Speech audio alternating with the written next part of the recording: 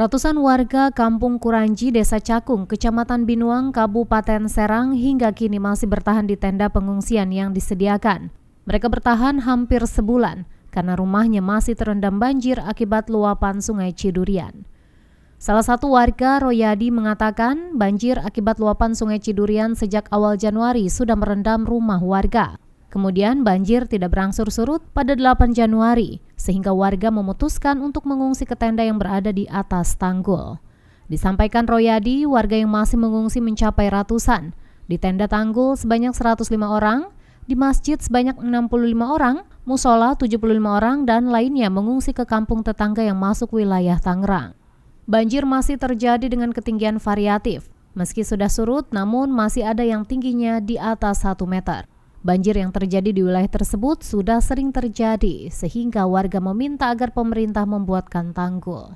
Kalau ngungsi itu mulai tanggal 8-9 lah, mulai ada pengungsian itu.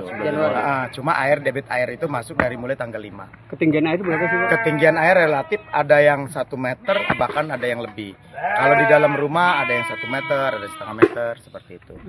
Hampir sebulan ya? Hampir sebulan kita, hampir sebulan. Terus untuk makan minum gimana mereka, Pak? Makan minum sementara waktu kita belum di backup sama DU yang di Kecamatan Cerenang, kita di sini semuanya masak sendiri gitu kan, masak sendiri.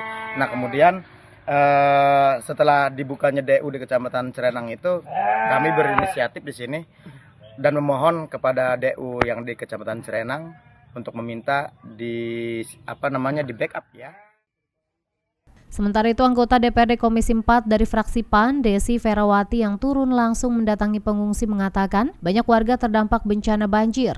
Bahkan anak-anak tidak bisa sekolah karena terdampak banjir. Dan keadaan masyarakat yang terkena dampak dari bencana banjir saat ini yang ada di Kabupaten Serang, yang pastinya kita pemerintah daerah satu kesatuan untuk bagaimana mengatasi. Lalu setelah itu juga saya melihat kondisi yang paling penting adalah kesehatan. Terus banyak juga anak-anak juga yang tidak bisa sekolah karena ada sekolah juga yang terkena banjir juga, rumahnya yang terkena dampak banjir, akhirnya anak-anaknya nggak bisa sekolah. Jadi ini adalah kita dari pemerintah daerah benar-benar bersinergi dan kolaborasi. Alhamdulillah saya juga di sini ada tadi ada dari Distrik Capil Kabupaten Serang yang juga memberikan penyuluhan dan pemahaman kepada masyarakat. Oleh karena itu, pihaknya mendorong terhadap instansi terkait untuk mengatasi persoalan banjir tersebut, karena ini menjadi PR bersama dan mencari solusi bersama untuk penanganan banjir. Riki Pratama, jurnalis Banten TV dari Serang, memberitakan.